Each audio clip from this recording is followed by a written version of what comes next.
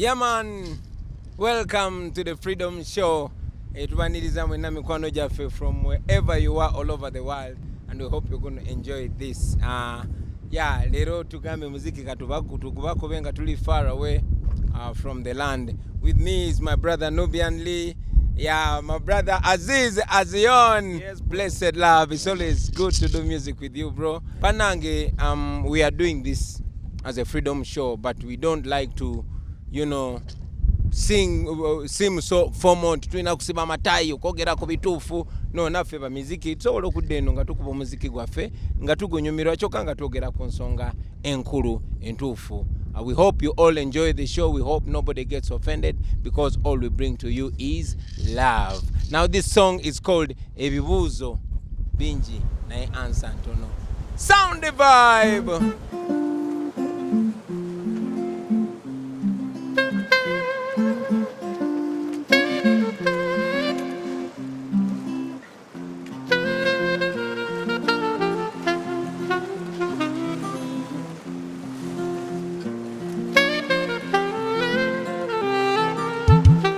Newe nyimba lwa kunonya kamere naye nga bino byenyimba si bya masanyu bulira obulumi obunkolokota ku mutima gonze kansibeero nzije mbyatule naye nsi nekyuse nnyo bannange Mukama alabika ng'eyatwetama abaana baffe betuzadde balabye okuzikira ensi eno ejjudde ababbi bano abafuzi baffe banditulaze ekkubo mulimu gwe baliko omukulu gwakugabana nsi bannamadiini Katonda be yali yesiga babira mu linnya lya Katonda what a mess but this way up in the community buli kimu kya bbeeyi kubako kyeberete n'ebizimbe bwe bijja bwe byokya abantu ebibuuzo bingi nga ansa ntono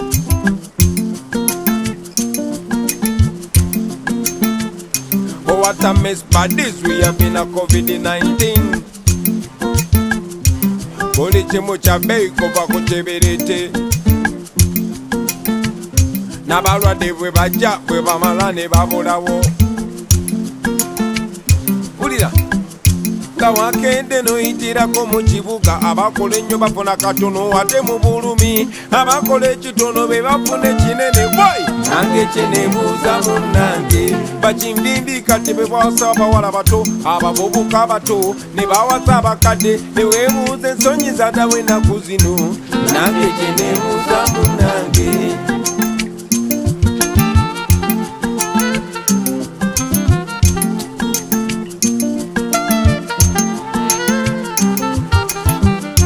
olwanyisa obulwadde n'olwanyisa emmundu nange kyenebuuza munnange emmere gye basonda ate tugirabako eno nange kyenebuuza munnange abantu beeyo mwafunye ku kyokulya nange kyenebuuza munnange what a mess but this we have in a community buli kimu kya bbeeyi kuva ku kibiriti n'ebizimbe bwe bijja bwe byokya abantu ebibuuzo bingi nga ansa ntono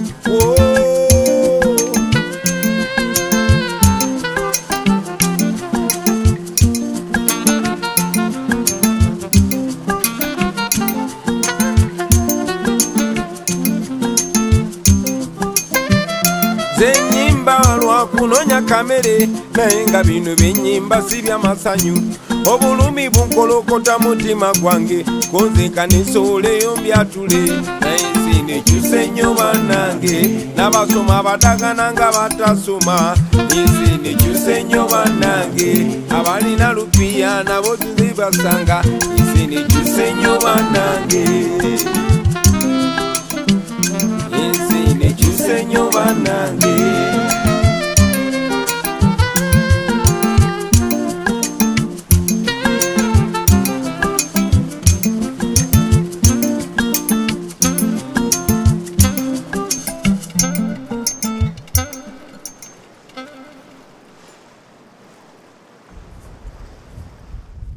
Wow. Beautiful vibes. Yeah, welcome to the cruise katugenda kusanga bachali bafeyo ku One Love Beach tugenda kusinkana nayo mikwano gyaffe naye music is an art not a science. You see science yo yabagamba 1 + 1 = 2 from music tusobola no gamba 1 + 1 = 10. Yeah, we can make music anyway. It's a good vibe. but still we talk about freedom. We talk about what we must do as a country. Many times I meet my friends, fellow artists, and they say, "Emwana Bobi wine going back to politics." Nengamba mwana, politics is not anything special.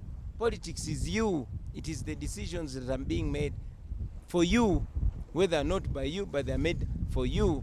Atono COVID-19 wadenga chali kizibu naye tuyambye nnyo abantu baffe ne bajjukira tibino bibakwatako tebikwata ku bantu balala kubanga aba batufuga bibasalawo naffe bitu affectinga fundamentally be affectinga abaana bo balidde ki be affectinga oba bagenze kusomero bate bagenzeeyo kati saawa zino tuli mu lockdown tosobola kunyonyola muntu relationship eri wakati wa COVID-19 ne curfew na yes kasita obudde buziba batandika bakuba ku bimigo nate nga twandibaddemu naffe ne tucontributinga ku bintu ebisalibwawo ku bukuffe tikati otaddewo curfew lwaki omutaddewo anyigirizaani otaddewo lockdown lwaki ogitaddewo enyigirizaani eyambani ogadde arcade ate n'ogulawo zi malls njawulo eriki ogobya ababoda mu city ate nga n'abataxi ate waliwo ababaasi zigambibwa nti waliwo nannyini wazo lwaki bisaliddwa bitya ne tubanga ensi yaffe nga abakufuga batya okusalawo ebintu kubanga bijja ku affectinga. So we use music to communicate all this, and we are not the first.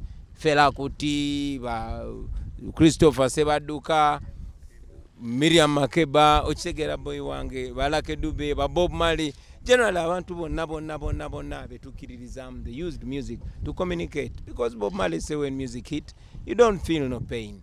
Ate kati favor artist.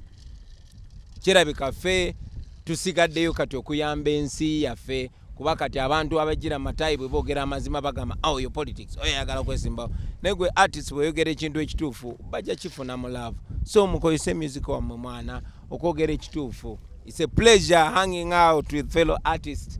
Era naffe twagala tubayimbiremu kana kayimba bakayita situka tutambule. Nawe joli situka tutambule. Dance the vibe.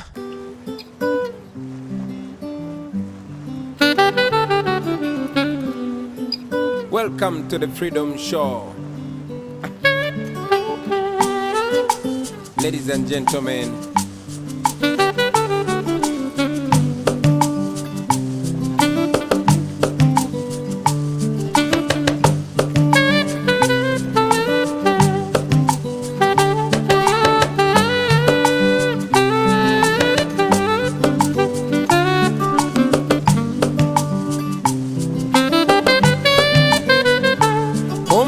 kumenyese naye nga temanyi munywanyi nawe kukumenyese abantu eyo gye mpitira bayongobedde bye basuubira nga byawukana ku bye balaba ate abalala bo ne babyetama banyigirizibwa ne babulako gye baloopa baabwe negye wandibadde olompera kibeera kizibu okufunayo obwenkanya kugamba tosigala wansi ensi bwe kusuula situkawo mangu tutambule mu nsi teri kyangu olugendo luwanvu situka tugende mu maaso situka tutambule embeera emalamu amaanyi naye topowa tugende topowa tutambule olugendo luwanvu bwe tulemerako tutuuka boyimuka tutambule embeera emalamu amaanyi temupowa tugende topowa tutambule olugendo luwanvu.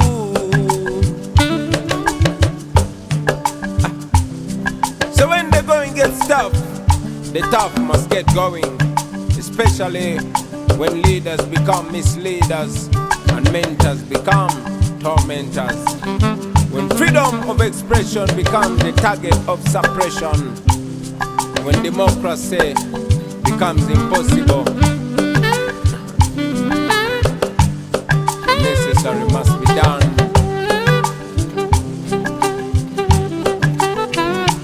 Emyaka gibadde mingi n'okunyigirizibwa nakwera kubadde kungi boyi n'essuubi libadde lingi nga tusuubira nti oba embeera nakyuka mu wakiri ze kati kyenzudde enkyukakyuka gyoyo yamunange eri mu mikono gyo mwennyini kubanga oyo gw'olina omwessuubi amazima naye alirinamu gwesebo kale gwe buli bwona okwayimuka otambulirewo ebisoto byekubireko mu kkubo gwe buli wono gwanona gatti ogwamamanyi balabira kugwe abalala obugobe bwoyitamu naffe bwe tuyitamu naye tulemerako paka lwe tunamalako omuliro gutwakiramu gusinga gwe tuyitamu gwe buliwo gwakuba kuyimuka ngale yimuka embeera emalamu amanyi naye topowa tugende topowa tutambule tuluwambu bwe tulemerako tutuuka boyi yimuka tutambule embeera emalamu amanyi temupowa tugende topowa tutambule olugendo luwambu.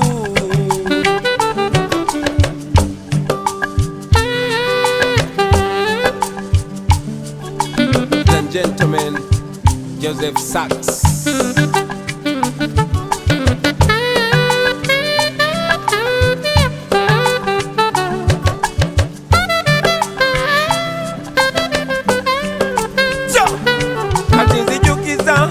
Eye kubangiza muganda wange kugamba situkirawo tulina omulimu omunene gwa kununula Uganda eryesimisa abaliddawo bwoba tosobola kudduka wakiri ng'otambula bwoba tosobola kutambula wakiri ng'oyabula bwoba tosobola kwavula wakiri nga weewalula naye kyonna kyekiri sigala ng'omuvinga tewali mirembe gye bagenda kuleetera waka ku sosiyo bwoba toli mu matibo sanokangule ku voisiyo sigala ku kosiyo naye manya rights zo tolema kolerera Uganda gwezimba gwangalyo wadde nga bosiwo teyali wa choice yo gwezanya patio kuba gwangalyo wadde nga bosiwo teyali wa choice yo gwezanya patio kuba lino gwangalyo wadde nga bosiwo teyali wa choice yo gwezanya patio gwangalyo wadde nga bosiwo teyali wa choice yo zanya patio lino gwangalyo.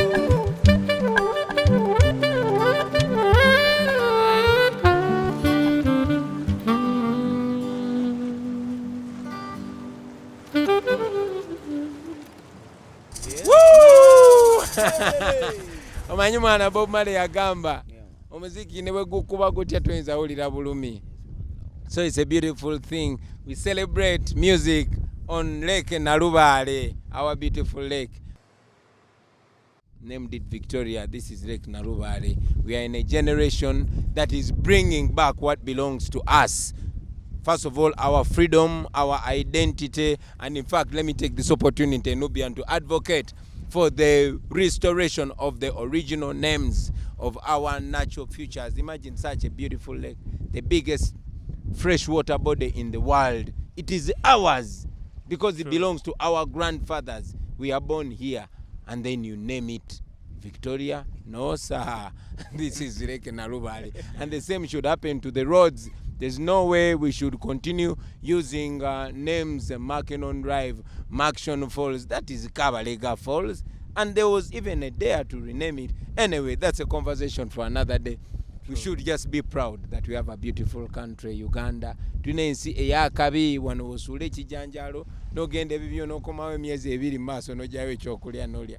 So it's beautiful. However, he who is given so much is expected to him, or I mean from him or her. Katonda tuenensi akabi nyonyo Uganda na ate sometimes ofune chakabi ne chifuka blessing oba curse. It is our responsibility to make sure Uganda is a blessing to us. Like we always say, we twogera kumine ebintu twogera kunze oba ku Nubian oba ku Jose oba ku Aziz. No, everybody, all of us, not just the artists. As long as you are Ugandan, it is your responsibility. So when we send this message, we send it to Uganda. We call out on Uganda. Nubian mwana soko beko choba gamba wano ba people. Sakala baroze ndi nzemba amba gamba binozeka. Alali. Anti-proud Ugandans. Yes, Truly proud of Uganda. Yeah, this is our country. Teri wakawalala. Naye kimu kyenjagala okutegeeza bannayuganda tulina okumanya nti politics are governing buli part of your life. Nti yes, politics is in your livelihood. Day to day life. Nti sukali gwogula politics yasalawo. Transport gosasula mu taxi politics yasalawo. Rent gosasula landlord wo politics yasalawo. So fena bannayuganda okwagala eggwanga lyaffe tulina okukyusa obukulembeze bw'eggwanga lyaffe ne tuteekawo abakulembeze abalumirirwa eggwanga lyabwe, abakulembeze abaagala eggwanga lyabwe. Mukirabye mweno time ya corona, singa ddala abantu abatukulembera baali balumirirwa Munnayuganda. Kirungi kati mukiraye nti politics yasalawo buli kimu. Tuli waka kubanga bakulembeze be twalonda bwe batyo bwe basazeewo. So abo be mulonze be basalirawo ffe kati tulina okwebereramu nga tuteekayo abo abantu abasobola otubeereramu abalumirira Uganda. So bannayuganda tuzuukuke tutandike okunyiiga omuntu kasa akola ebikyamu abeere accountable to us kubanga ba leaders balina kubeera ba servant baffe. So leader yenayina avaayo n'agamba nti is not serving you, eyo sign twandibadde twasituka dda ne tugamba okay okoze ekyokola kati twagala abo abajja okuwuliriza ffe abajja okusavinga abantu bannayuganda. So bannayuganda twebereremu tuzuukuke tunyiige, tulina okuyiga okunyiiga obulungi bwaffe, humbleness yaffe, kindness yaffe, bano abakulembeze gye batwalanga weakness yaffe. Buli we balaba nga tuli easy nga bayisa buli kimu kye baagala nga bayisa nga babba buli kimu kye baagala kubanga ffe tubeera easy tusirika tetwagala buvuyo. Naye ke kaseera tulabire ku bantu abalala tusituke nga bannayuganda tudemandinge for better kubanga Uganda is an endowed country esobola otulabirira. We have everything. Kitegera etulabirira nga bannayuganda. Tetwetaaga genda mu nsi za bweru buli kimu ekiri wano singa abakulembeze baali bafaayo okulaba nti no bakolerera munnayuganda kulaba nga abeera ku top. It's not about individuals, it's about Uganda. It's about all of us. Kati Nubian ffe tusobola okweyagalira kwene ennyanja batunulira naye bwe bagahaabwe tunakwata Bobi Wine Nubian baleke bakole ebintu byabe baveewo ennyanja mwana abavubi bajano ne babakuba amasasi abantu ba bulijjo and yet tulina oginyumirwa ffenna tolina kubeera Bobi Wine oginyumirwa. Waliwo olinga jajjamu ekigulira amagala eddiba. So let's love Uganda. Kana kayimba bakayita Uganda. Dance the vibe.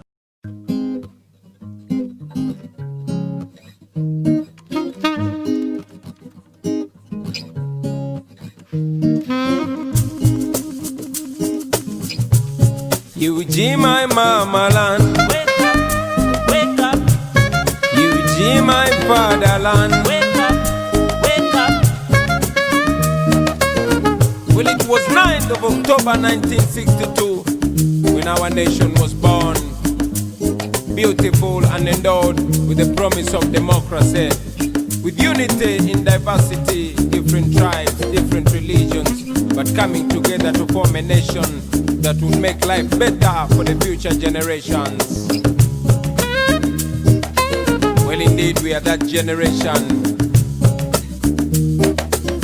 We are the grandchildren of the independence generation, and oh yes, we are the grandparents of the future generations. So we must come together to find solutions. Since our leaders don't care about the next generation, all they care about is the next general election, which they also want to rig.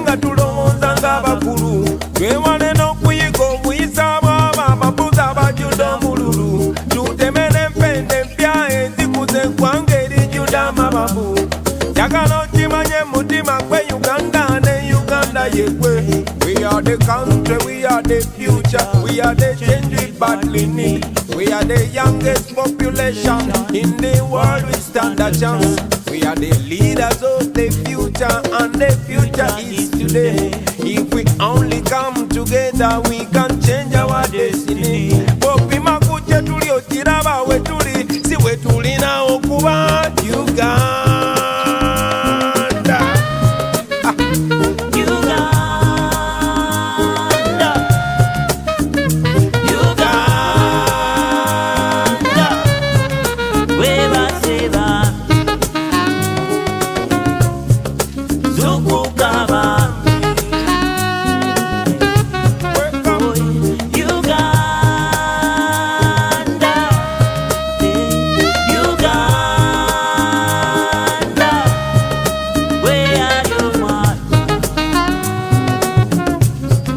wekati tata,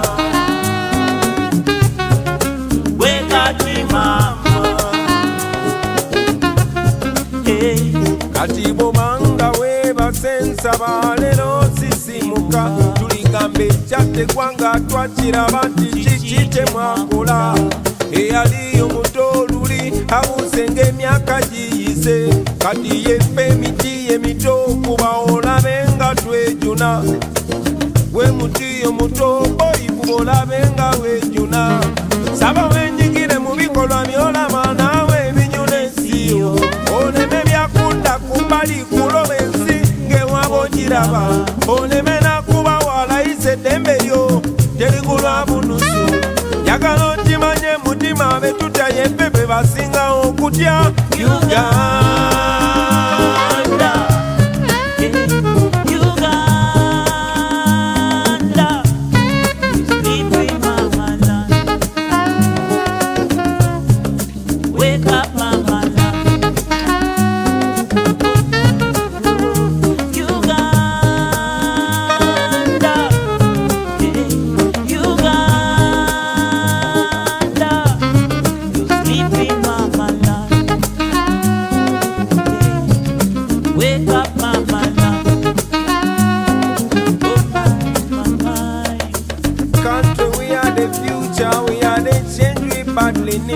We are the youngest population in the world. We stand a chance. We are the leaders of the future, and the future is today. If we only come together, we can change our destiny. If we only come together, we can change our destiny. If we only come together, we can chase this man away.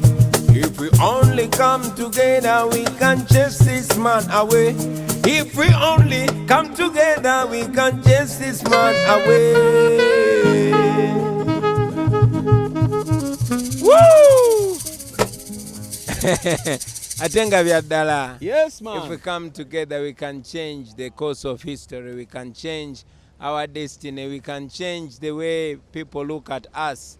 Once upon a time, we used to laugh at people who came from Zaire, which was known as Zaire then, Congo, under Mobutu. We would laugh at them and say, man, I cannot imagine somebody ruling over me. In fact, misruling over me for 20 years. What? No way. Ngatugamba mu Uganda tekisoboka. Well, it has been 35 years, yo. 34 years and counting. Plus. It's coming to 35 years. And the same dictator is ruling over you, is ruling over me. Okay? So it is important that you wake up. It is important that we wake up and say the necessary. Ensonga yokalo akigolola tasobola kusanga gwe nyama yalwo nakuba engoomi is kubanga amanyi nti waliwo answer, waliwo ekijjo mukwata naye. Otherwise twandibadde nga abamanyi be balya. Kati tulina okujjawo ekyo nti omuntu alina emmundu asobola okuba omuntu emboko zonna zayagala. Tiwa LDU bamuwadde emmundu asobola okukola kyonna kyayagala. Tibali abakwate emmundu balina no aba bakwate emmundu ffe tulina bafuga. Ffe abasasula omusolo ayina kukuuma gwe ng'era mumulaba ne muloopayo mwe bakasitoma okitegeera kye ŋŋamba. Yensi gye twagala baganda bange. Yensi gye tulina okubeeramu. Tetulina kubeeramu nsi nga tuli shy, nga tetuli confident. So enjoy this show, but you know, this is going to be more of a conversation as we sail. This is a freedom show, but we talked about these things and we sing about them to make sure those who don't listen to the talk, at least they can listen to the music. What kind of Uganda do we want to build? We want a Uganda that makes all of us equal. Zenawe nga tuli equal under the law. When we do something good, we are rewarded. Nga tukulabira ku kyokola sigwe oli mwana wani sigwe oli mwana wani. No, in a Uganda where somebody is defined by the content of their character, not their tribe, not their family, not who they know in revenue. You know, we want a Uganda where you'll go to revenue and see a national character, not only people that look like each other. You know, we want a Uganda where you look at the police and the army and all, you know, government institutions where people don't look like each other. Because even here on the boat, Muganda is a Munubi, Oli Mugisu, Oli Musoga. I mean, that is Uganda. That was the deal in 1962. This nation should give equal opportunity. But now, man, there shouldn't be that rampant tribalism like we see. Banji tebagala chogera ko naye mwana nze njja byogerako kubanga nze ye style yange yakubabulira mullo. Kubikuba mutochi. No bikuba mutochi. Rasta said something, man. Sakala mbere nga nze njogera ze. Yeah, man. Ngaye mulinde omukulembeze wagambye. Tuyigo okulaba nga ensi yaffe ebeera ng'ensi ezo endala ze twegomba okubeeramu. Ku by'obugagga bye tulina mu nsi eno twandibadde nga tuli ku level nti abantu abava mu nsi endala bandibadde bava mu nsi endala ne bajja ne bakuba ebyeyo wano nga ffe tuli balangira, tuli bakabaka balangira, kubanga we come from the Pearl of Africa.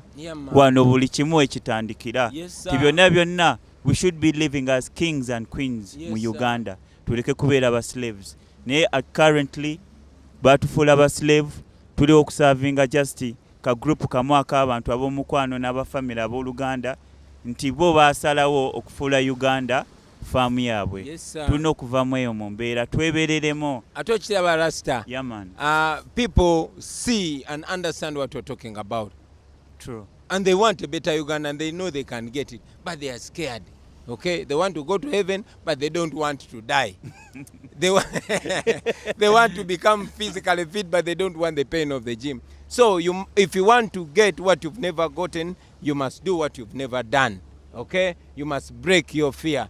Nze kyali ono wamuyitanga byekwaso mwana gwe nalabirangako yalinga wakabi nnyo yagambanga people want to go to heaven but they don't die. Ngati yasoma nnyo nga abeera ewaffe mu kyalo naye ngali very intelligent. Era manyi nti waliyo babyekwaso all over there. Muyigirize abaana ba ghetto. You never know you're inspiring the next leader. So dance that tune, Rasta.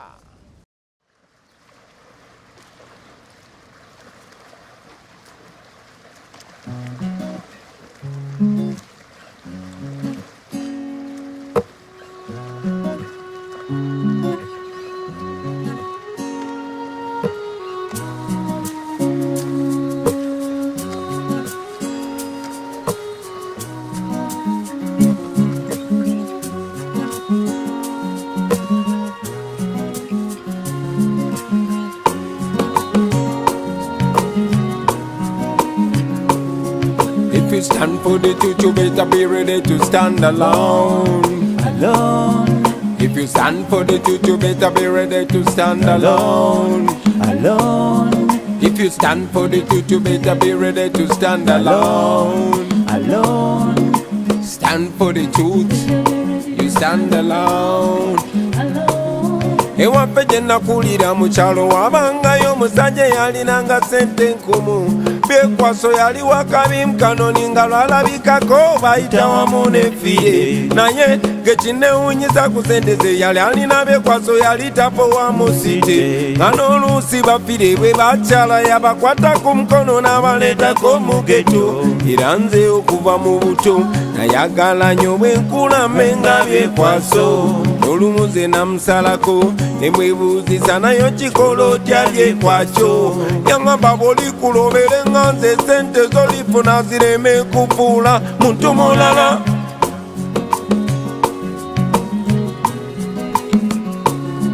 Oberanga mwesimbu ebikyamu bigaana ebituufu by'oba osomesanga abalala. I know the truth will be a lonely road. Olemerangako n'olwaniranga amazima. Buli lw'oyimirira ku mazima oyimirira bw'omu. Never expect nobody to defend you. Baagala nnyo kugenda mu ggulu naye tebaagala kufa. Baagala nnyo kugaggawala naye tebaagala kutuuyana. Baagala nnyo kugenda mu ggulu naye tebaagala kufa. Baagala nnyo enkyukakyuka naye tebaagala kusibalo. But if you stand for the truth, you better be ready to stand alone. Stand for the truth, you better be ready to stand alone.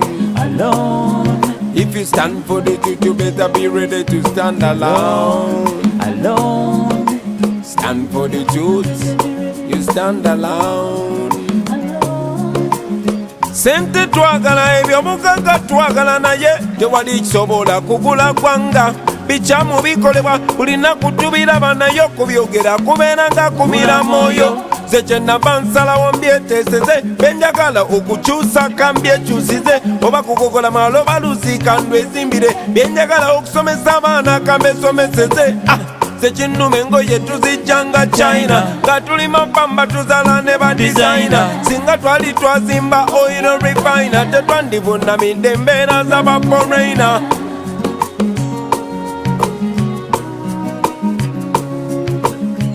Wabula oli buli wakufula beeka, ajja ne mu makago nakukolera amateeka. Twagala nnyo okugenda mu ggulu, naye tetwagala kufa. Twagala nnyo kugagawala, naye tetwagala kutuuyana.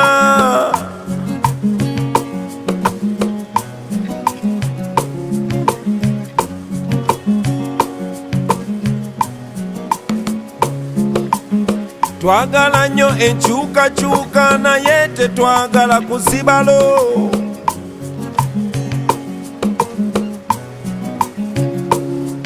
If you stand for the truth, you better be ready to stand alone. If you stand for the truth, be ready to stand alone. If you stand for the truth, you better be ready to stand alone. I say if you stand for the truth, you better be ready to stand. Last verse. Kati nze nva waggulu nga mbagamba nti Uganda ebisinga byavunda, gwe bw'oba nekyokkirirrizaamu kiyimirirangako bw'omu nga bw'oli gwe. Era bw'otankuula ng'olutalo nga weesize mukwano gwo mba nkusaasidde. Ebo abatujubisa ate ne batulabisa, kale osaana obeegendereze, kati amazima ga mutima gwo gulwa ggwanga lyo. Mutima gwo na mwana wo, era nze taata yaŋŋamba labirira famire y'omukyala n'abaana bo. Manyi nti bangi abakuwagira, but if you stand for the truth, you better be ready to stand alone. If you stand for the truth, you better be ready to stand alone. Stand for the truth, you better be ready to stand alone. If you stand for the truth, you better be ready to stand alone. Blessed love.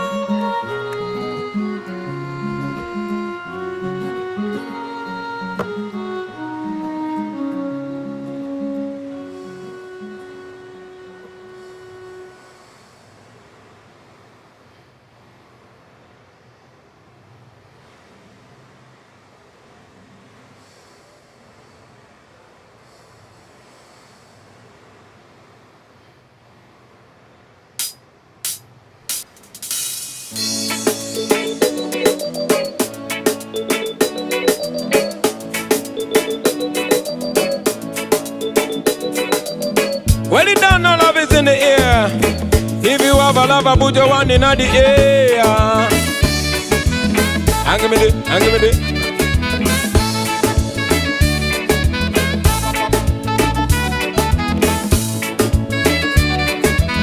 Hang me there, hang me there. Kolalelo, lunakulukulu. Put it up. Okuvalulirwe nakulabako, nakirabirawo nti olina kubeera wange. N'emyezi ze ndaba nze gye muvudeko, kati nkikakasa nti nina kubeera nawe naye. Mpulira bulungi leero, bino tobinje bituukiridde leero. Walayi mpulira bulungi leero, mpulira ng'obulamu obutandise leero. Okuva bululi nga kugamba nyabo, omutima gwange wamenyake, sagala mutima gwange guzanya tepu, njagala omago njagala leero mbulire, ate bw'obanga ompenna ntwalo nyanjule, okukakasa kankukube embaga, era bwe bambaga tugiteeke busabala, obasibule embeeko balage yakaweta, osambe ng'oningolinga omuwendule, kankwagaze effujjo gwe kiruma mpabire, ne anemono bagisome mu mawulire. Wanyika bampaana be bangi, nayise bwe mpaana y'omukwe, mazima waŋŋondeza ensi, kwagala nnyo n'okusinga gwe wotiraba, kankwankale bonna kibalumbe, omutima gwange kuwadde baby, Your love is 1 in a million. Omukwano go tegusingayo buwogo naye. Mpulira bulungi leero, binoto bingi bitukkiridde leero. Walayi mpulira bulungi leero, mpulira obulamu obutandise leero.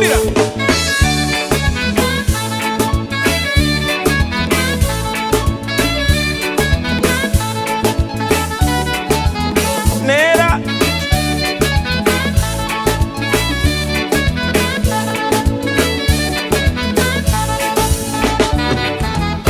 sente weziri tojani baby yambalo nyome kutwale mu Valentine kubembese kugulire akamule chukano chana gosanye yo kwagala kukobale mabobana yingo zateka baby akuyita mami ngatenze kampita daddy mami daddy bulira bangulire ntume wakula na kabina yagala kugulire yo benso babima yagala kuzimbire nyumba ya kalina ai kutwale kokulya tokumarina Waliga bampana bebanji nayenze bwempana y'omukwe mazima wangonde sensi kwamala nnyo n'okusinga gwe wonjiraba mpulira bulungi leero binoto bingi bitukkiridde leero walayi mpulira bulungi leero mpulira ng'obulamu obutandise leero.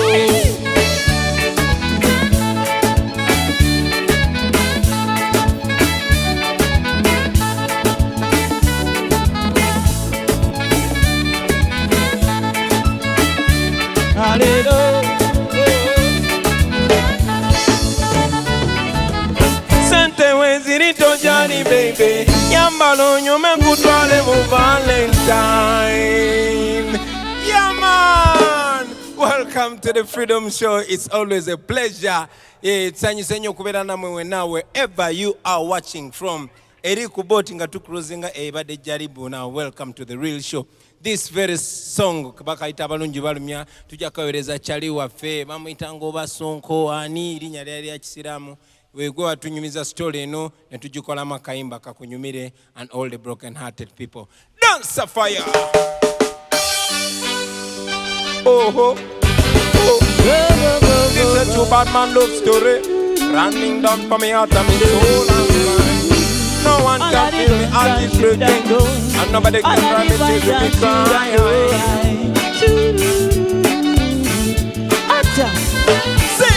Mazima nzute kituufu ekiri mu mukwano omukwano gunyuma gyegukoma okunyuma gyegukoma okukula boy golo omukwano guluma gyokoma okwagala omuntu n'omwewa mazima abalungi balumya n'omwesiga nd'omwagala nd'omutima n'ogumumalirako abalungi bayiwaani mazima ogenda n'osangawo omuntu n'omwagala nga mazima nye takulinako takulako mweddalu gwamu amaanyi owulire sekomye kati nze nange yaliwa n'omutima gwange gujjudde ebimundu mmwe bitagambika nze nakaaba nadaaga najula n'okunywa obutwa banagera bweruma. Yes you may don't believe me when a bad man swear if I run into a love affair. My memories will never die, cause my love for you will never end. Yes you may don't believe me when a bad man swear never run into a love affair. My memories will never die, cause my love for you will never end. Sing! Mazima nzute kituufu ekiri mu mukwano omukwano gunyuma gyegukoma okunyuma gyegukoma okukula golo omukwano guluma gyokoma okwagala omuntu n'omwewa mazima abalungi balumya n'omwesiga nd'omwagala nd'omutima n'ogumumalirako abalungi bayiwaani. This is a true bad man love story. It's a love story. All of the girls and children, No one can feel my all of heart the is boys and breaking. children, Yes you may don't believe me when a bad man swear if I run into a love affair. My memories will never die, cause my love for you will never end. Yes you may don't believe me when a bad man swear if I run into a love affair. My memories will never die, cause my love for you will never end. Yeah man, each one of you can make a contribution to yourself. Dance a vibe. kana kayimba bakaita osobola njagala kabanyumire mwena naddala abo abaana ba ghetto ab'enyooma okubanga bakuzala mu katanga oba ozaalibwa mu kyalo bwenotandika okwezala wa mwana ngolooza tosobola. No way! Me is a ghetto youth too, but I'm right here. So now we get it. This song is meant to me, is meant to inspire self-confidence. All man, remember that everything you believe you can achieve, man, if you work hard enough with discipline. Aye, balabe bangi mu bulamu abatoba bamu ne bagwamu amaanyi ne bakita naye leero kambabuuse amazima bolemerako munange omalako ffe kati twasalawo kulumba nalo nga twesiga Mukama Katonda kuba ne Dawudi yanyiga Goliaasi nga yeesiga Mukama Katonda. Wadinga embeera ekayo osobola kusaba togwamu nsuubi osobola manya Mukama waali osobola embeera yonna wadinga entiisa nyingi osobola na Mukama waali osobola kati togwamu maanyi osobola mu mbeera yonna. Kula w'amaaso tunule kubaawo zibirize ensi egenda songa za kwanga munje okumanyako kwe kuyamba abalala ebikunyiga bibinyiga tubikwase maanyi ebyo twebeereremu tetupowa tukyuse embeera eno. Naye nga osobola okukyusa embeera wadde nga olowooza otuze ku kisenge osobola okulaba ku ebyo bye waloota n'obitukako in your lifetime kasi tokola n'amaanyi n'olemerako ebirala bikwase Katonda. Jjukira abalemerako be bamalako enjogero eyo yaffe kubadda wadde ng'embeera enkaye kugaba togwamu nsuubi saba maanyi osobola embeera yonna wadde entiisa nyingi osobola na Mukama waali osobola kati togwamu maanyi osobola mu mbeera yenna. Ladies and gentlemen, Davis, very talented young boy. I apologize for calling you a young boy, but your talent is too big for your size, man. Give me that vibe, Davis.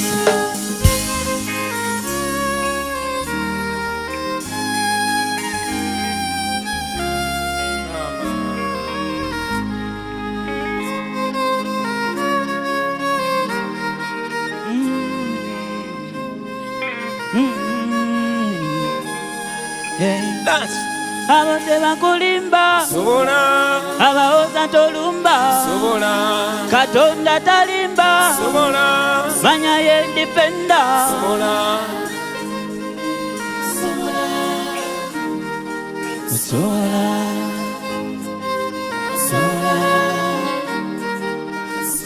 kati gwe abadde alowooza nti ebintu by'abalonde kankubuuse leero naawe abadde amanyi nti ebintu tebisoboka ekizampo yeffe kati nno tebakutiisa tebakufiisa tebakujoganga naawe ebintu obiyinza babali mu buyinza tebakukanganga wadde nga bajja na byasi bajja nabo muffe tujja na Mukama Katonda tumanyi ne Dawudi yakuba Goliaasi nga yensize Mukama Katonda bajja nabo munatiyagasi ffe tujja na Mukama Katonda olaba buleti pulufu omwana mwaluwa yakwata bugwasi jinja.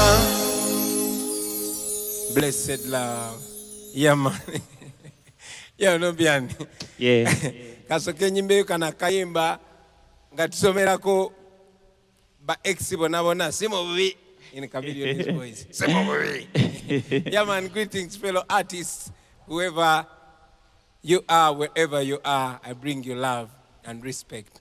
Ladies and gentlemen, it's not only us, it's not only Bobi Wine and Nubian Lee, but it's an honor to perform alongside Aziz Azion, a very special talent in voice and instruments. Big pleasure to be performing near my brother Jaja Baker, Joseph Sachs. Abalanja kuba mbogerako nga tweyongera maaso naye tusooke tuyimbeyo kana kayimba bakaita speciosa wanchawa. Dance of fire!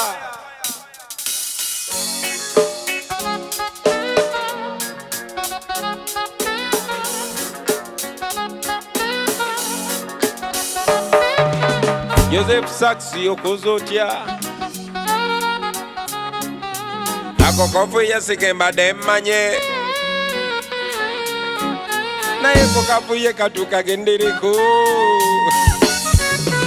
kubanga guno gwenkubye si gwe mulembe gwa luli guno gulimu olu Facebook live balina ebiwala matu ebidiba bitya nga kubigendako bubi obeera wakutya ulira anyumiza omuwala gwe nayagala yabeera nga kamoca mu community bamuyita sipenzi yozanataba naye nayagala sipenzi neserebera bacalumo nanjabulira nenegayirira sipenga tabiwulira gakuma bibi mpukamite olondaba ebyange byenabiwete mumwoyo nga nze nazikite yaŋŋamba don't worry just pass me feeling sipenzi yozawancawa naye mubyaddala olenganga eyanyamba singa walite wanshawa sandisobodde funamu kazana nzimba sipenzi yoza wanshawa naye muka katonda mugolonze wanyamba singa walite wanshawa sandisobodde funamu kazana nzimba naddamu okumulaba nga eyali sibe tosobola kumutegeera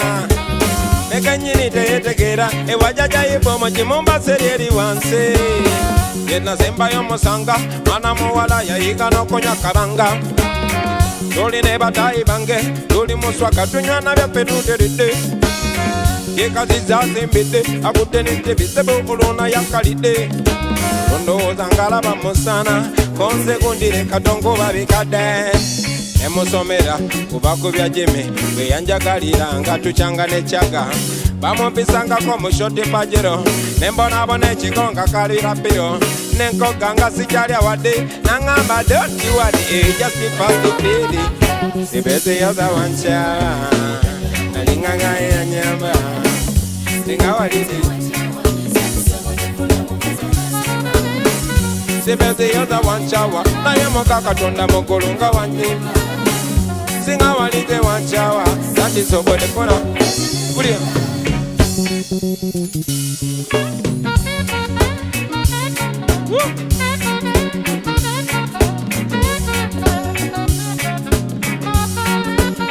akoze atya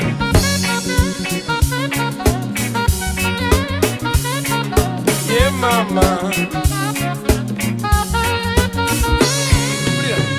kati nalaba ekkubo bali batuufa kugoba yakulaga ekkubo bakulekawo fuba kulaba ng'okola luliba olunosisinkana asandira embaga anyati omuntu bwakujawo oba okalidde wekaba ng'obadde kataala oba ozikidde akujawa n'olemerako oba wefudde na fala okwagala okako omukwano biiko byayala bakindaga luli mbiseera bya geto nebambayembera mbabuuse baana basibo gwokabira ng'amaze okukyawa njagala okimanye oluusi gw'abalina omukyawa kale no sirikato kaba munange totiwale ejasipasivi esipesi yoza yancawa alenga gabe yanyewe gandi manjikiwe kano kagwereza chali wange sipesi yoza wancawa naye yakube mpola mpola. Yeah man, I want to dedicate this song. Keep the vibe going to Sadan Magic. I did Nubian Mao, Muriaso, Dan Magic, and I can't take over Manyaga Bachali out. Nenganga mana, Bachali Bank Bajafurosa. Ovachi. But now don't look at me as an MP. Look at me as an artist. Because Kuanga Paper artist, we make a satire out of everything. That's what makes Chris Ogon funny. That's what makes Spire funny. That's what pushes the very noble message far and wide. What would you say? So kadi mwe bachali banga bali eyo. Mumanya mazima. Yeah? For example, I know I have memories. Atuyimira ne twogera ekituufu. Fenna ne bachali bange bonna bonna betwali mu Fire Base Army. Neba artist bannange bonna bonna naye lwakuba ebiseera ebimu bo bamanyi obbatemera ne bankyawa okuggyako omuziki gwereke gugende maaso now I'm an artist and this is heart to heart. So ekituufu kyo kiba kituufu. The truth is the truth. You might buy it, you might beat it, you might kick it, you might lock it in a jail, you might pay people to to speak otherwise, but at the end of the day, there it is, the truth. So, I want to dedicate this to the friends I lost because I stuck on the truth.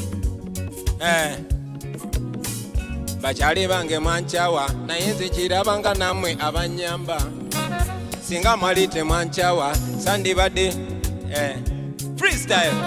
Bachali bange mwanchawa ubanga babatemera ne mumbuka singa mwalite mwanchawa sandi tegede ndi namwe muli balaisi.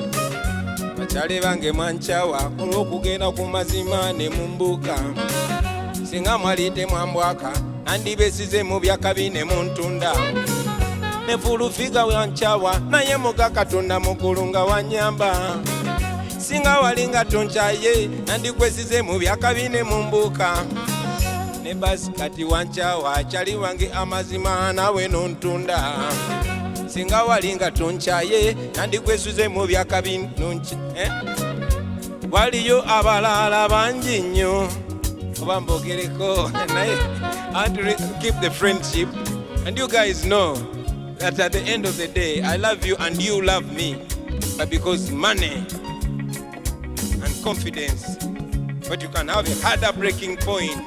As a generation, man, we must not lose each other to greed. Okay? Naera, nidamo kubalaba. Ndidamo kubalaba nga eyali Bobi tosobola kumutegera nakanyini nga Ndidamo kubalaba nga eyali Bobi tosobola kumutegera nakanyini teyetegera nga judde bicepe yafuuka na pulezidenti ng'eyali Kaguta wamwe twamuwangula alina eri mu kyalo nga bano Ndine bachali bange ba edi mutwe tuli wali tuterede nga tuli ne batayi bange ba director Devi nga tuterede nga tuli ne bakawo bange ba Nubian entebe nga tuterede tuli ne batayi bange badani majiki entebe nga lituvimba ngabo babuse sipezi yoza wanchawa olinganga eyanimba ate no mwana watu si just ba muziki bibanchawa. Muhozi was my friend, Kaihura was my friend, Rukutana was my friend, even Museveni was my friend. Nene banchawo olw'okwogera mazima Kaihura wanchawa naye nga wakola bubi kuba nali kyaliwo ne Muhozi wanchawa naye gwenze nkirabanga eyanyamba singa walinga pudo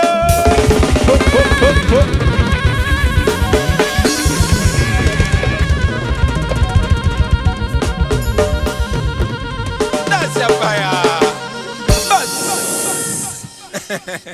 Yeah, like I said in the beginning, please don't take offense. I'm an artist and we turn everything into fun. It takes maturity not to take offense of art and a little bit of comedy. Welcome to this show, ladies and gentlemen. We are here at One Love Beach in Busabala.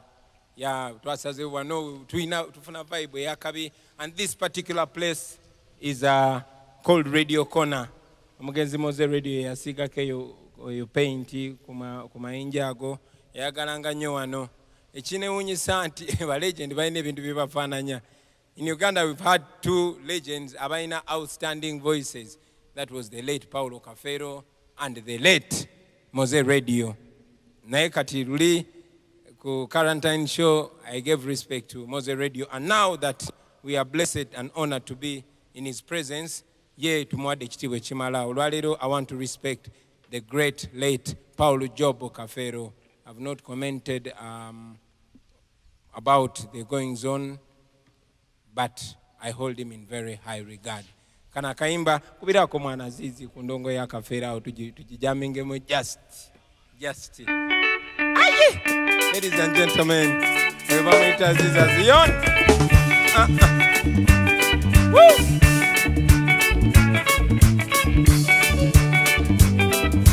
Agamyatia.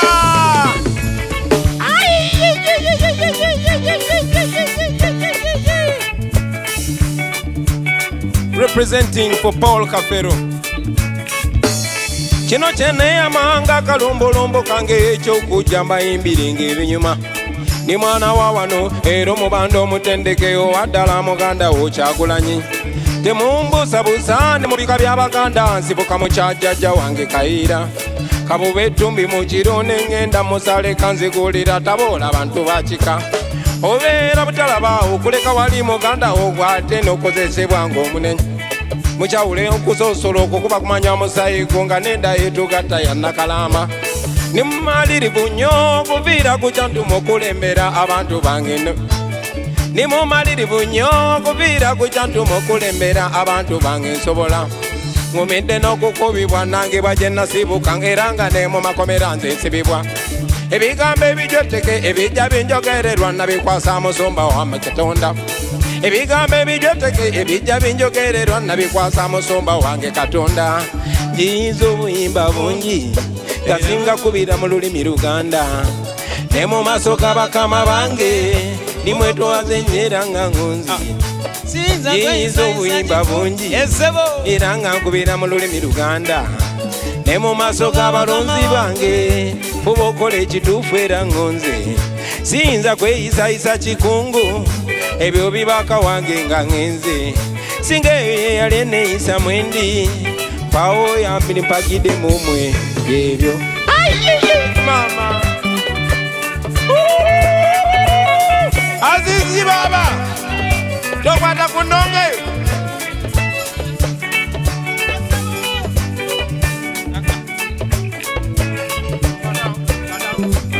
nkubire padam padam padam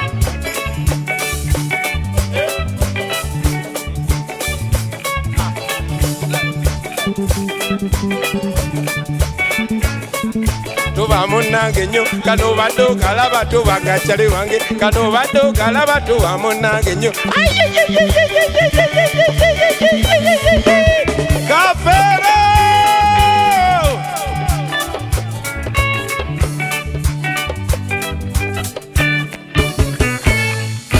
nena nabuddeyo kamocha gye mutyanga nzijambala bandesa danzize kutapira njiri navuka muntu mulamu baana basibi yali omufuuyi w'esada zonna geto nakola ki nga mukumboomera ninyenyeza n'obulyanga zengula bando ne mogeto nga bakwata ku ttama twaliko abaana ngo ne Yosefu Mayanja nga katufuuyira pege tumamuleke mu bujja twali bakiwago ffe n'okusinga agambye atya twali bakiwago nga edi mutwe nga bwe tukusanga manjenwa eŋŋombi tukuba z'owuma twajuga kibuga twafuwa maki twadigoma ebiwala banange esebo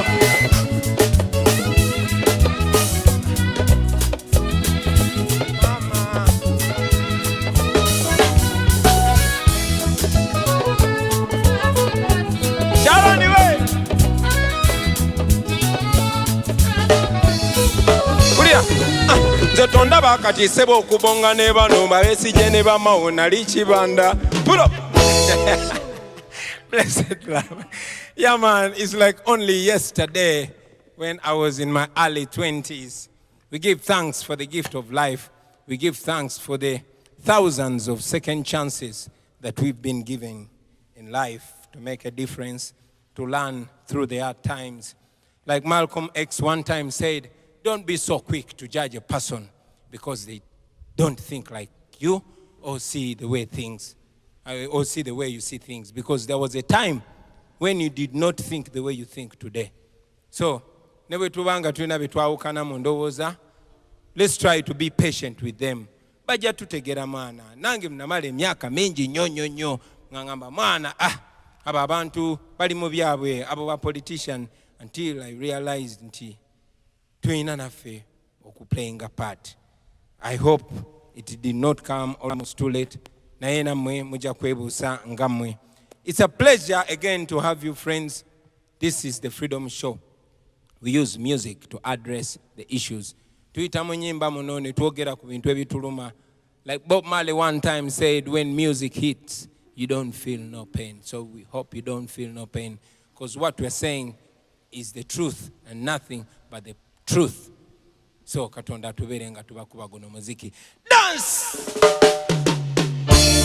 Freedom comes to those who fight, not to those who cry.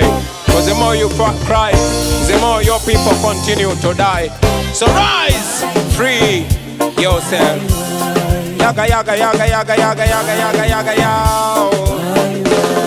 Bada bam bam bam bam bam. I don't know why the corruption is too much. Yaga, yaga, yaga. Why the price of electricity too high? Yaga, yaga, yaga. Why the price of education is too much? Yaga, yaga, yaga. Can't you see the tribalism is too much? See, I would like to communicate about the things that we have to eliminate, the ignorance and poverty to eradicate. All the whole of ghetto people them to educate. Yum, don't you try to politicize. Don't sing Bobi wine him criticize. Sensitize me, sensitize. Cause I know my people must realize the most important thing, that true liberty begins in your mindset. To free ghetto people, they must educate. But education is expensive to get. It's like you say we carry water in a basket.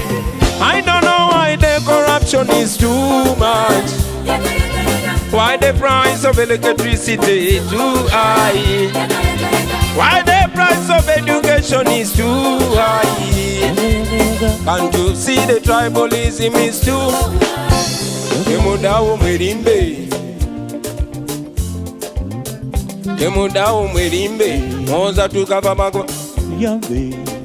Temudao mwerimbe, moza molinda government bayambe. Temudao mwerimbe, mbokukana rale bayamba mwe. Temudao mwerimbe, ntiyakawanika ka COVID mubimanyi. Temudao mwerimbe, nga COVID bamukola mu musimbi. Temudao mwerimbe, bano COVID bamukola mu musimbi. Temudao mwerimbe, mbu scientific bichi.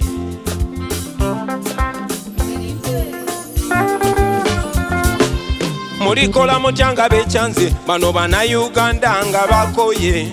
Mulikola mutyanga basazewo, ne bava mu mayumba ne balumba.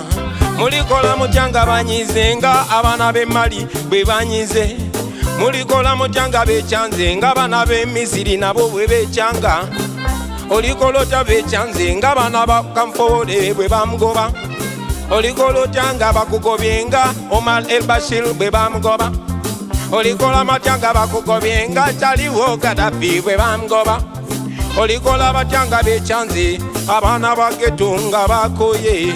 Olikola obutya ne bakyalibo nga bakukoze akamugabe.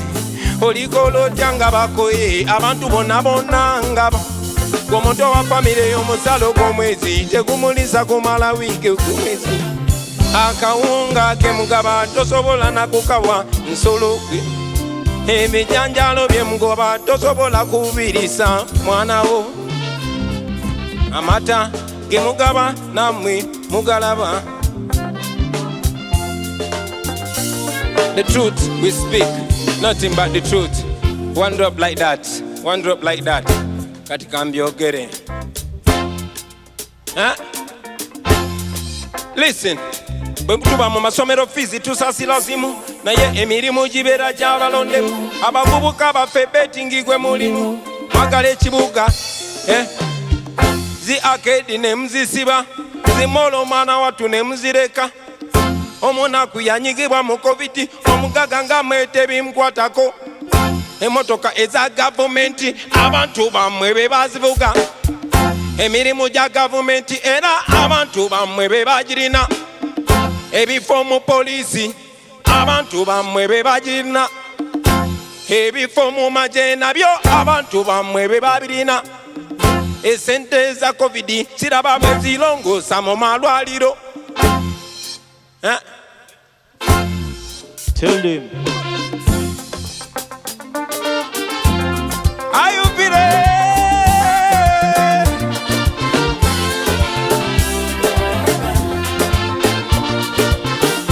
Oh yeah.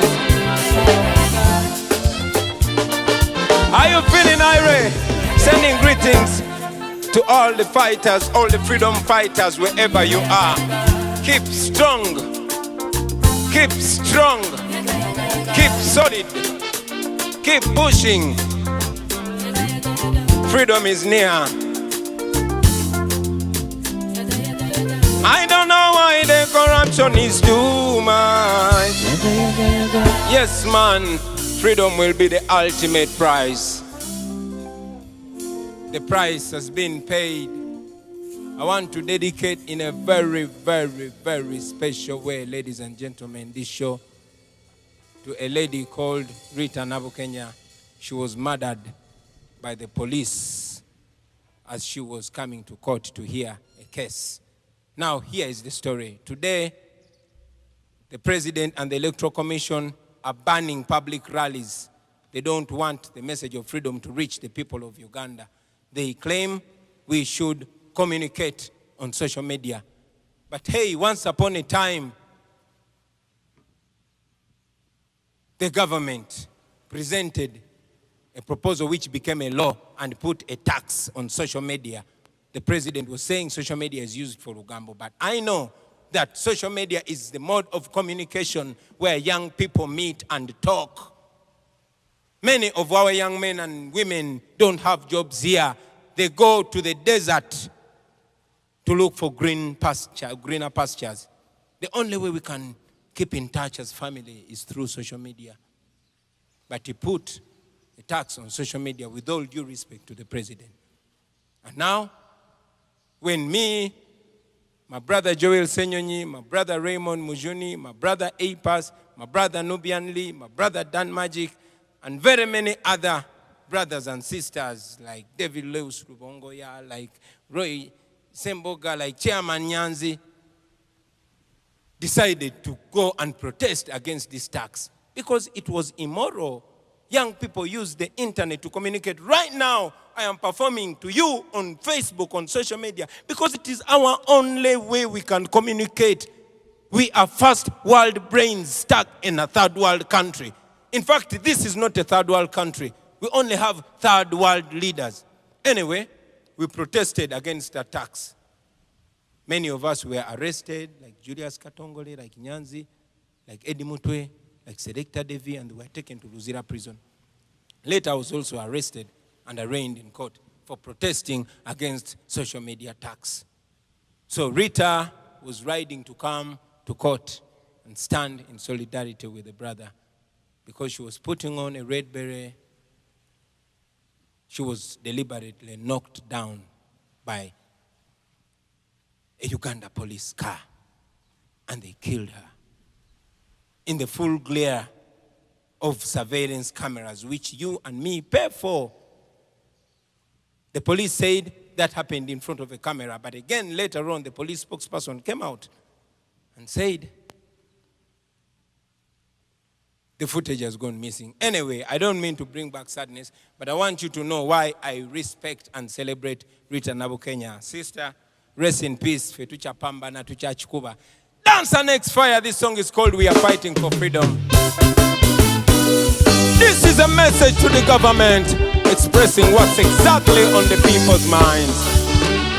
Wako ebinyigiriza obulamu bwaffe mazima mutumalako eddembe lyaffe Uganda yetambula yedda mabega mutuuse n'okutwetamya eggwanga lyaffe mulimba mutufuga bubi nnyo nammwe kale tetuganye mwalwana mu nsiko naye gwe omwana gwe wasanga nga tannazaalibwa kati naye yazaala nadda kino mukiŋŋambire muzeeyi abamutuukako ne bazeeyi banne bamugambeko n'ensonga nkyamu nnyo gyalemeddeko kati eggwanga lyonna lyetamwada amazime yalinga demokrasi mwagibuluga kati yafuuka na hypocrisy. Yes, eyali fundamental change mwagizaalawa mugifudde no change. Ensonga ez'abalwanya zonna mwazibukako nammwe mukolabira ebyabali naye nga yo constitution yaffe ejja kuddawo nga tumaze okukutwala embiro. I say we are fighting for freedom. Bannayuganda bali ku mawanga, we are fighting for freedom. Bagala kukomawo waka Bannayuganda balusudde mwakaba bayasiri n'abalala. All right, listen, second verse. We are living in a time similar to the one of slave trade. This oppression is worse than apartheid. The gun is the master and the citizen slave. The pearl of Africa is bleeding. Question, what was the purpose of the liberation when we can't have a peaceful transition? What is the purpose of the constitution when the government disrespect the constitution? See what you're doing to our nation. What are you teaching the future generation? See, our leaders become misleaders. See, our mentors become tormentors. Fighting corona but fighting with guns. I said, we are fighting for freedom. We are fighting for freedom. Bana Uganda bali kumawanga. Olwane baboy, demupowa baboy. Freedom means that everybody is identified by the content of their character, not by their second name, not by their tribe or religion. Freedom means that even if we don't think the same, you don't have a right to beat me. Freedom means all of us are treated the same, rewarded the same for the same work, and punished the same for the same crime. Freedom means all of us as citizens of a country, as members of society, deserve the full respect. So, in brief, what we are fighting for is not just positions. All we want is the same. And this happens to all freedom fighters all over. We might differ in strategies or techniques or approaches, but our ultimate goal is the same: complete freedom, complete justice, and complete equality. And that we are going to get. Kalino okununula eggwanga kituuka katako abaana ba Uganda fena. Ziramu nti okununula eggwanga mulimu gwaffe abaana ba Uganda fena. Era manya nti bw'otunuulira ebikyamu n'osirikireyo oliddemu ensi y'olukwe. Naffe abakulwanirako gwe n'osirikireyo beera otusadase. Ono omusajja tumutya buti naye nga twakuŋŋanye. Nkiddamu nti tumutya buti naye nga twakuŋŋanye. Blessed love. Blessed love. You see, ladies and gentlemen, we all fight for freedom. And I must say we credit it to those that came before us. On this show, I want to send respect to all the freedom fighters, particularly here in Uganda. Dr. Besigye, Norbert Mao, Jenumugisha Montu, Dr. Paul Kawanga Semogerere, and all those other politicians. But I also want in a very special way to recognize the role played by the great late Christopher Sebaduka, Fire Rutaya, and all the artists that have been singing about issues, respect in all aspects. You inspired us, and now we are here to add our energy on the noble job that is being done. So nobody can do it alone. We must do it together. We are young people who come with so much energy, so much youthful energy. But again, power is nothing without control. So we need the guidance and counsel of the elders. That means we must do this together, the young and the old, the male and the female, the rich and the poor. We must all be united forces of change. Dance that fire! To all the freedom fighters all over across the divide, remember that unity is strength.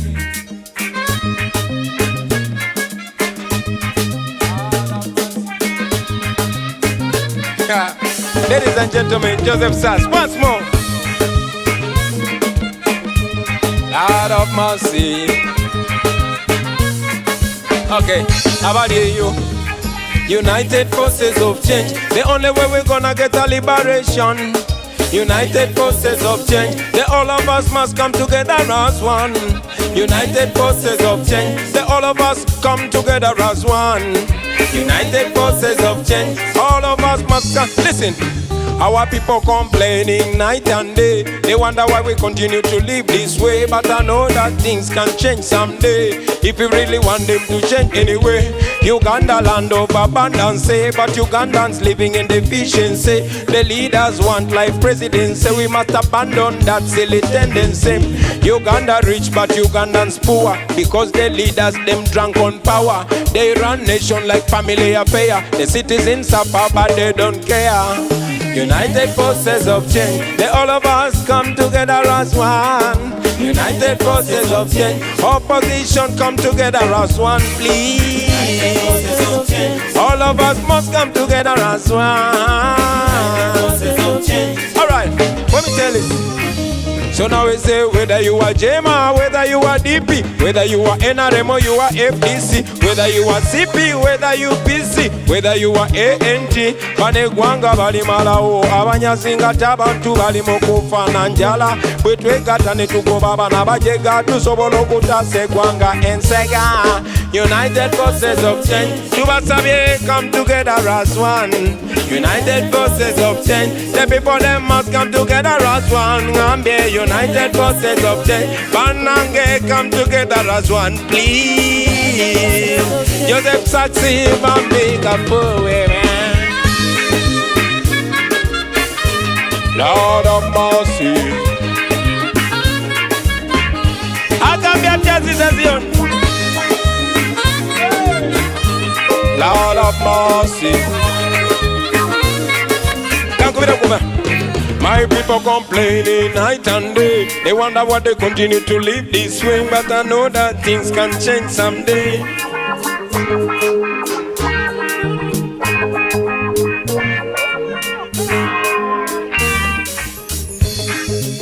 Where the best? Where the best? Where the best? I can be at you.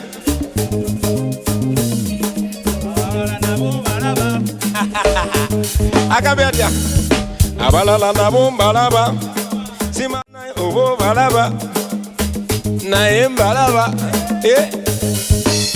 My people complaining night and day. They wonder why they continue to live this way. But I know that things can change someday, if you really want them to change anyway. Uganda rich but Ugandans poor, because the leaders them drunk on power. They want nation and family affair. The citizen papa. Lord I must United forces of change. The only way to get a liberation. United forces of change. People come together as one. Whether you are Eastern, whether from Eastern, whether you are from Central, whether you are Eastern, whether you are Northern or you are Western, whether you are Islam, whether you are Christian, whether you are culture or you are Rasta. Blessed love.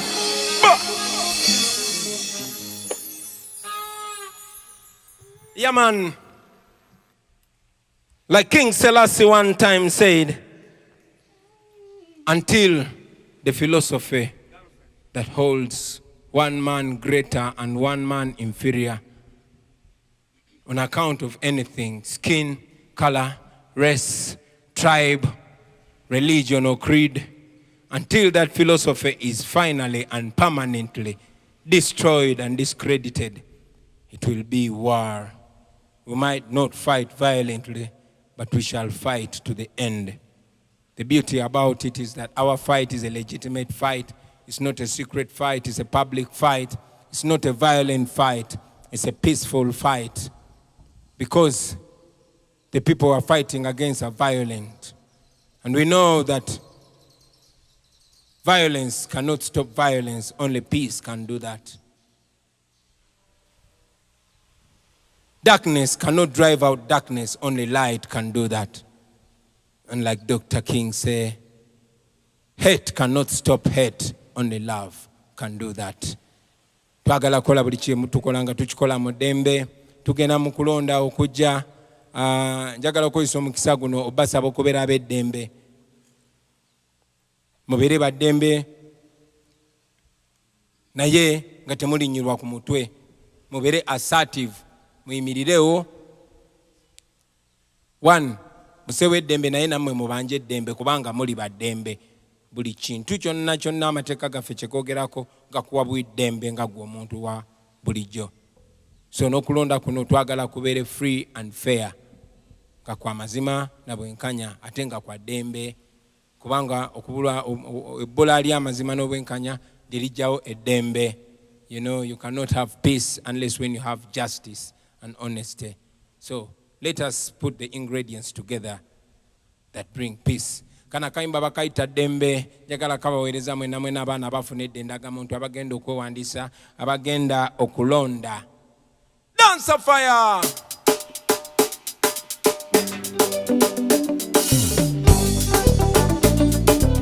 Aramasi. Ani akajukirako? Neto waliruddawo ebiseera ebyo.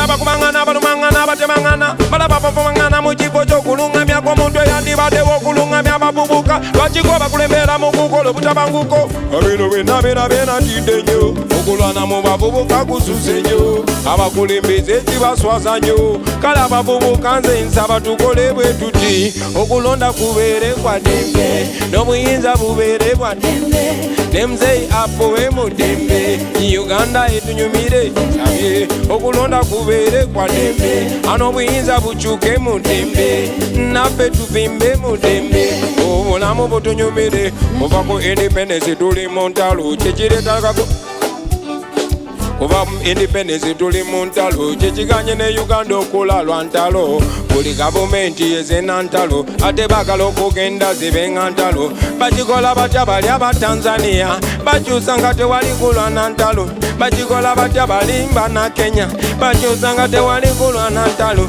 bakikola batya bali yo tewali kulwana ntalo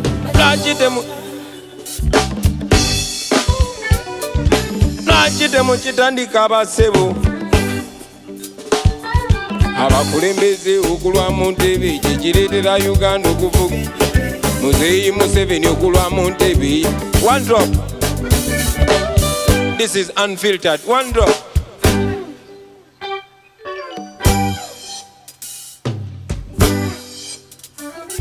Kuva mu independence tuli mu ntalo kyekiganye ne Uganda okulala ntalo buli gavumenti ejana ntalo era baagala okugenda zibeere ntalo bakikola batya bali aba Tanzania abakyusa nga tewali kulwana ntalo lwaki temukitandika abasebo mwagamba kyekyabalwanyisa entalo lwaki temulabira ku Mandela ye yavuga kimu n'atabendera muzeeyi Museveni okulwa mu ntebe ye gwaleetedde Uganda okufuuka eddebe buli ayogerako bamufuula mulabe nze mwalo wakatonze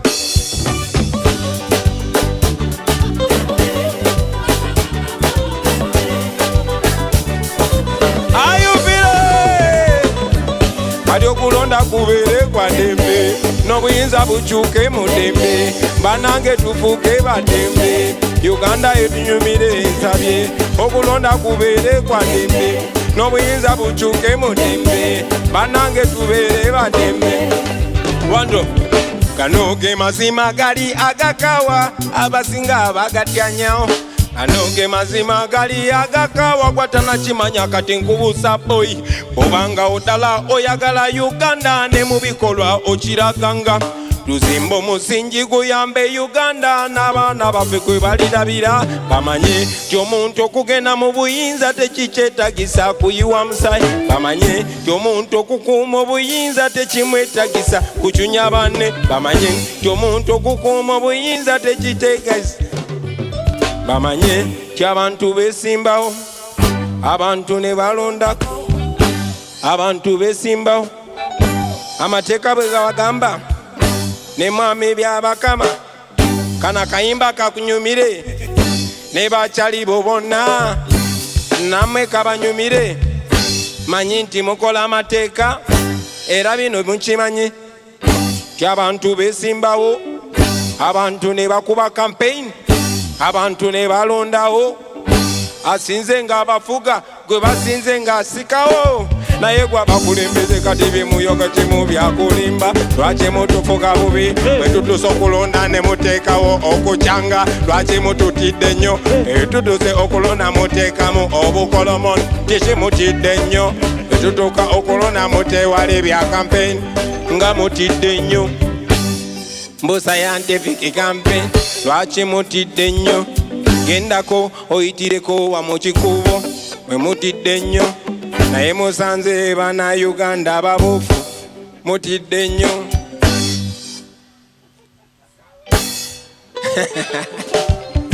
okulonda kubeere kwa ddembe obuyinza bukyuke mu ddembe muzeeyi agende mu ddembe Uganda etunyumire esabye okulonda kubeere kwa ddembe obuyinza bukyuke mu ddembe bana Uganda tubeere ba ddembe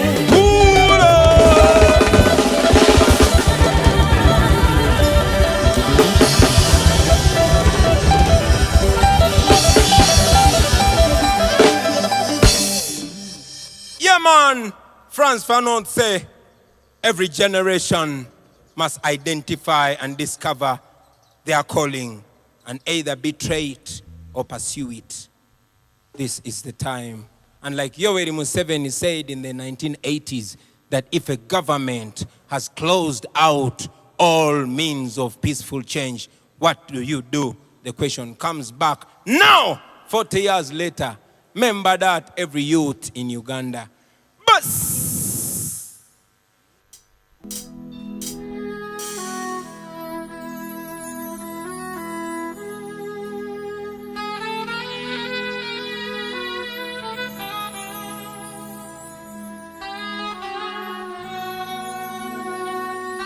Woo! Come in, Nubian.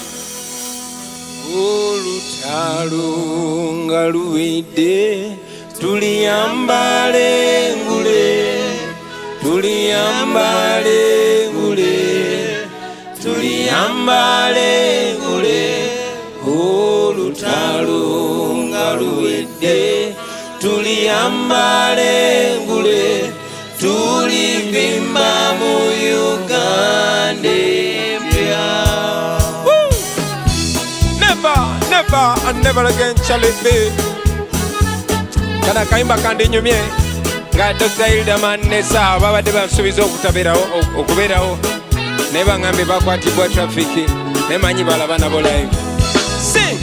Olutalo nga luwedde tuliyambale ngule tuliyambale ngule tuliyambale ngule olutalo nga luwedde tuliyambale ngule tulivimba mu Uganda empya. Tuliyambala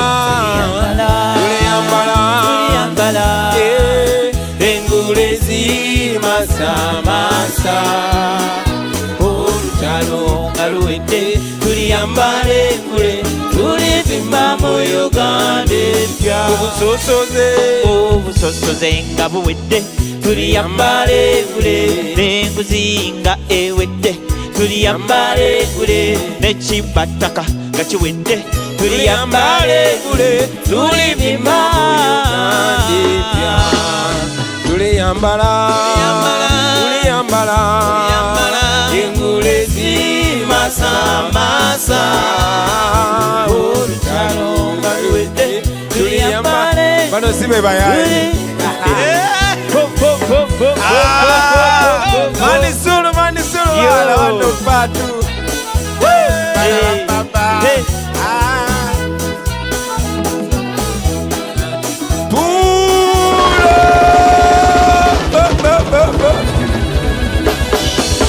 Kabulaza Mana, mbade manyite mukyazi ttaano. Respect. Yo. Batu baba. Blessed man. Okubi akapale olinga atali wenna kifuma. Yo, Patrico. Mwana ngasa nyisuba. Mumaze ko mutya. Solo. Tubadde tukakubye. Big up. Yeah. Simanyi tukyalira hivi. Yeah man. Blessed. It's a pleasure. Yeah. Dr. Hildaman, Amazena Salako. King Saha, respect. Mukulikeyo mana. anti obudde mwana bututwala biki tukola tubadde tukakube naye isache pleasure abwe muyingiridde mu ngole mwenyini kayimba baba kati ffe katumala obba kubalaga mumudde wali mu mbati yamwe muguwome bwe baba. Come back again with a tune. Kadem bakadem buto bwana muyingidde mu time dance.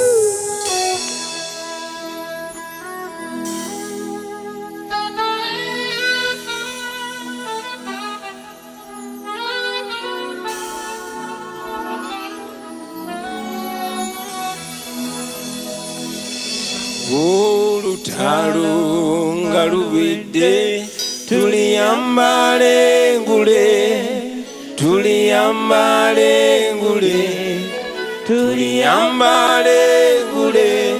olutalo nga luwedde tuliyambale ngule tulivimba mu Uganda empya.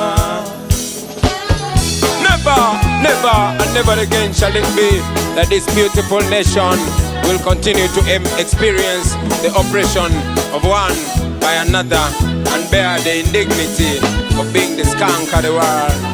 Yaga ya. Olutalo nga luwedde tuliyambale ngule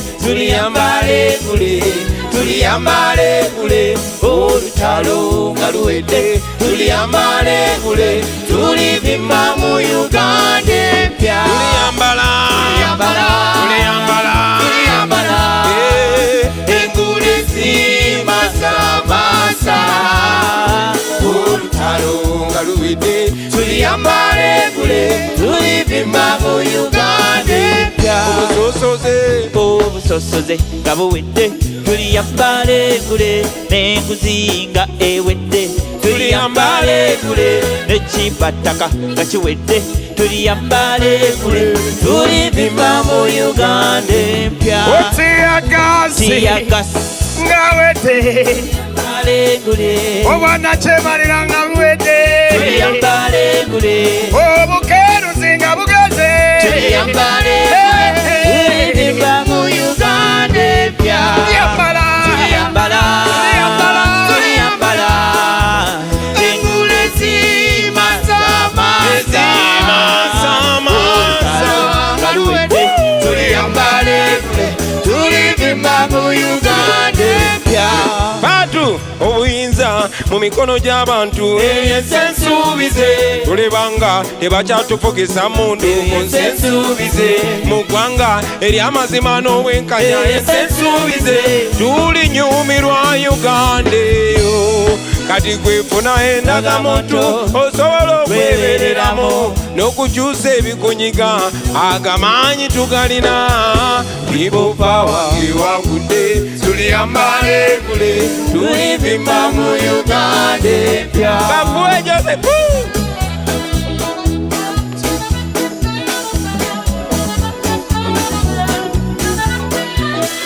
ani ayimba basi ya Irene Ntale ani ayimba ya Bugembe. Sing sir.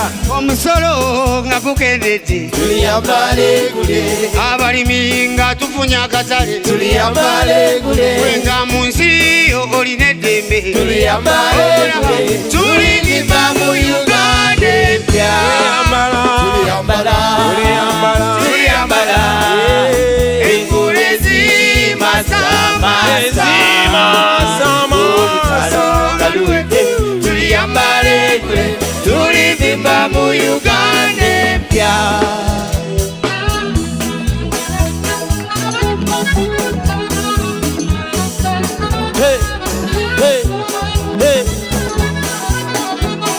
eno vasi ya Pastor Bugembe kanjimbe. Okay. Mukozese mirembe temulwana tuliyambale ngule bena tuli bana ba Ruhanga tuliyambale ngule bana Uganda tuli ba Luganda tuliyambale ngule tulivimba mu Uganda empya. olutalo nga luwidde tuliyambale ngule tuliyambale ngule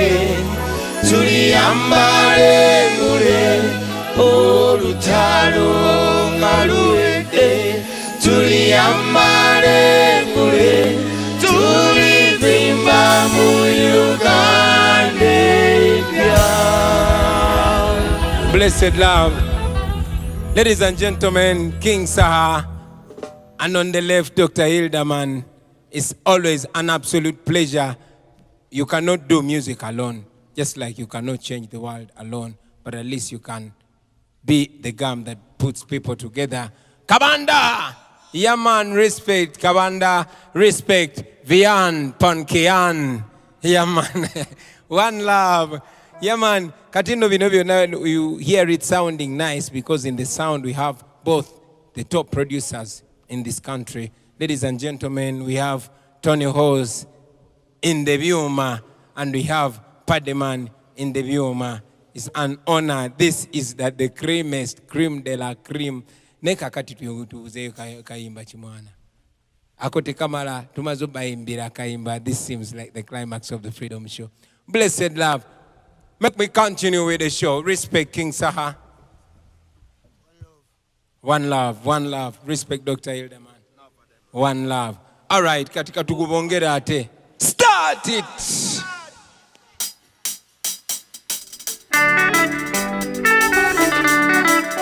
Hey alama.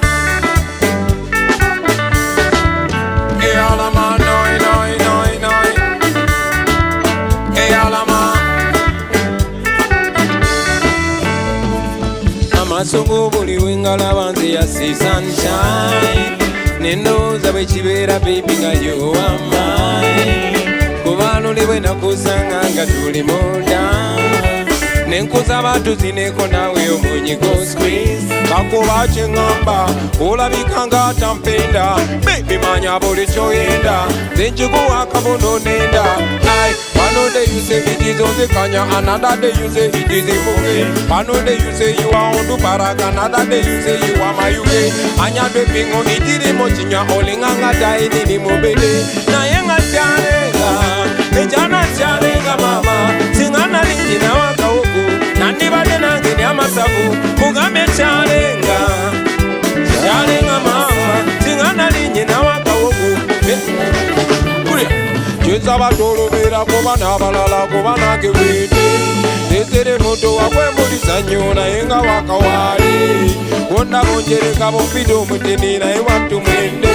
Papa triko balaba papingo munyama na ewa kawamba. Dolo mwa kwaniza sete na mala na dumuga ngete. Obulu njibo buzanaze ono mwana nyirira mpanze. Basi kampulira nsanuka mabekola mpulira mputeza. Amazoke kakumenyoni Bow, bow, bow. Na yenga charenga ejana charenga mama. Singana lingi na wako kandi bade nange nyamasa. Charenga charenga mama. Singana lingi na wako kandi bade nange nyamasa.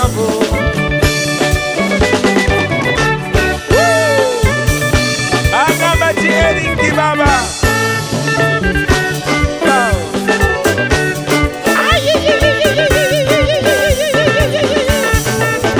Nebola bando kopyange ya miraka sindi manyiga mukwano. Nebole tazikule nazikatapira wano kosichamo. Nebole tabirole byati ya gazi zempano nomana. Uno imano molonji kwesibide abalalamba buse. Eranda ina muganyabo konjagade abalalamba chaye.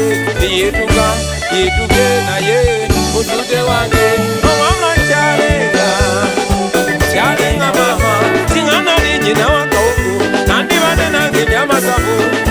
Charenga, charenga mama. Singana lingi na waka huku nandi bade nange.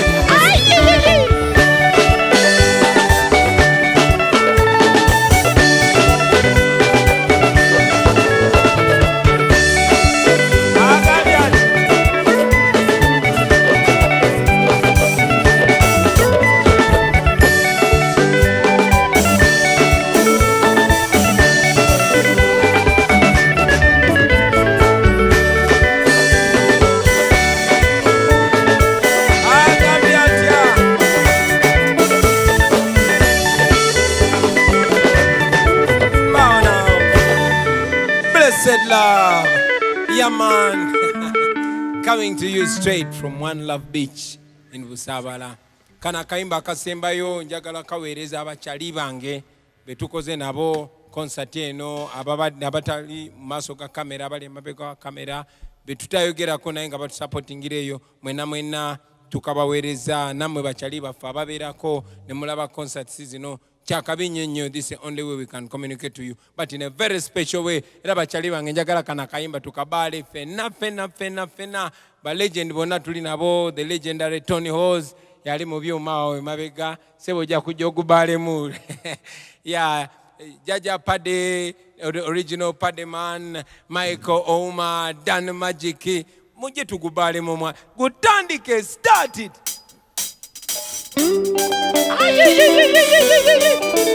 Baba mukumenyeke Ejo Nemuru Ejo Amanyi ngego Sipidi Babi tandi kampola mutandi kwangu kuna mubwa mirigo Niyengo yogero jantimba mugeto keno itu mutu Edu abatuizo Come in, Michael Uma. Ladies and gentlemen, Solomon Kampala, Soko Jotu Bali Lemua. Give them a dance, Solomon. You are a big boy now. Goodbye. Jijo. Taps ko camera, Jango ano taps ko camera. Jango lemo. Jijo. Jango na kamera yo. Jejo, amanyi kego, sipidi yeyo. Agamiada, jejo, amanyi kego. Selecta Devi. Give them a dance. Jejo, Devi yo. Amanyi, mama yao. Manager John. Jejo, baby yo. Jejo, amanyi kego, baby yo. Kuria. Twami dandi kampola mutandi kwangu muna miwa mirigo. Iyengo yogero jatindi mudongo no itu muntu. Chetu abatwesola yone tweyogera kongo bulumwe bwa mbiri. Abantu bakuwa basibwa nabandi basibwa naye tetwakowa twakuma netukuse ensonga wenjogera ntyonayogera nozaga tyoziraba ensonga sukali kego nesimanyoga tukongere amanyi Jaja Pade. Ladies and gentlemen, the legendary Pade man.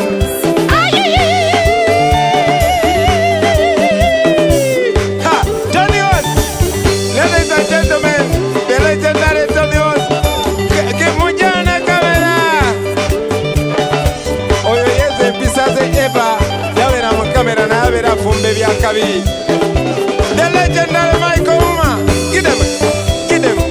Give them. Akakanzu keko. Ekanzu yeyo. Ka Uganda keko. Nekakala keko. Jejo. Sibidi. Sharon, you must give us some dance today. Ladies and gentlemen, a long time backup artist, Sharon. Jejo. Kadansi keko.